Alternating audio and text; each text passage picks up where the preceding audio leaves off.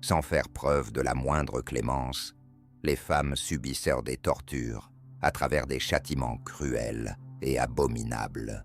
Les hurlements de ces femmes en souffrance étaient appréciés par les spectateurs qui leur infligeaient des barres de fer incandescentes. Ces punitions étaient d'une inhumanité et d'une atrocité sans égale. Avez-vous déjà entendu parler des sévices violents imposés aux femmes dans les temps anciens? Êtes-vous au courant des méthodes brutales utilisées pour les punir? Au numéro 7, nous trouvons les ceintures vaginales.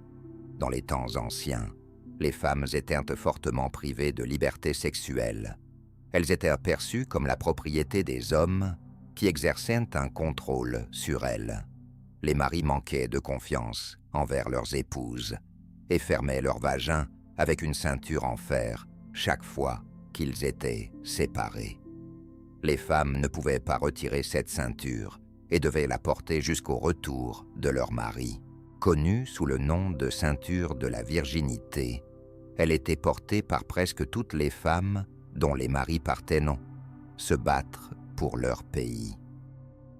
Au numéro 6, nous avons les crochets en fer.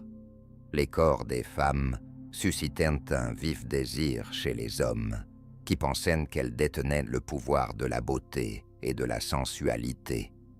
Chaque fois qu'un homme souhaitait punir une femme, il cherchait à détruire sa beauté et sa pudeur. Un dispositif a été créé pour déformer les seins des femmes, les rendant ainsi indésirables aux yeux des hommes. 2 grands crochets en fer étaient utilisés pour sectionner les seins des femmes. Cet outil était chauffé, appliqué sur le sein de la femme, puis tiré pour l'arracher de son corps. Il existait également d'autres formes de châtiment, moins violentes physiquement mais mentalement éprouvantes. Avez-vous entendu parler du violon de la mégère? Au numéro 5, nous avons le violon de la mégère. Des fers rigides étaient employés pour fabriquer cet appareil. Il immobilisait le cou et les poignets des femmes, les rendant incapables de bouger d'un pouce. Elles ne pouvaient ni riposter ni se défendre contre les hommes. Cet équipement était couramment utilisé en Allemagne et en Autriche. Également connu sous le nom de violon de cou, en raison de sa forme, il était parfois équipé d'une cloche pour signaler l'approche de la femme punie. Le double violon était une variante de cet outil, permettant de punir 2 femmes simultanément, chacune étant piégée avec un violon de cou et forcée de se tenir face à face. Des temps anglo-saxons jusqu'à la fin du XVIIe siècle, de nombreuses femmes ont été noyées et tuées comme châtiment pour vol. C'était l'une des punitions les plus simples, car dans d'autres cas, des barres de fer chauffées étaient utilisées pour les exécuter. Au numéro 4, nous avons la défiguration faciale. Au Moyen Âge, les femmes jugées promiscues étaient capturées par des hommes qui les défiguraient en leur coupant le nez. À cette époque, les hommes cherchaient à établir un pouvoir dominant sur les femmes. Pour affirmer leur supériorité et leur rappeler qu'elles vivaient dans un monde patriarcal, ils mutilaient le nez des femmes dès qu'ils les trouvaient impliquées dans des actes de promiscuité. Cette punition ne s'appliquait pas aux hommes, elle était réservée aux femmes. Le pouvoir de la beauté féminine était anéanti par un crime aussi odieux. Les femmes souffraient énormément à cause de ce type de châtiment maléfique. Que vous évoque l'idée des manteaux de buveurs? Au numéro 3, nous avons les manteaux de buveurs. Les femmes surprises en train de tromper leur mari étaient forcées de traverser la foule nue, à l'exception d'un baril qui couvrait leur corps. Ce baril comportait 3 ouvertures, permettant à la femme de placer ses mains et sa tête.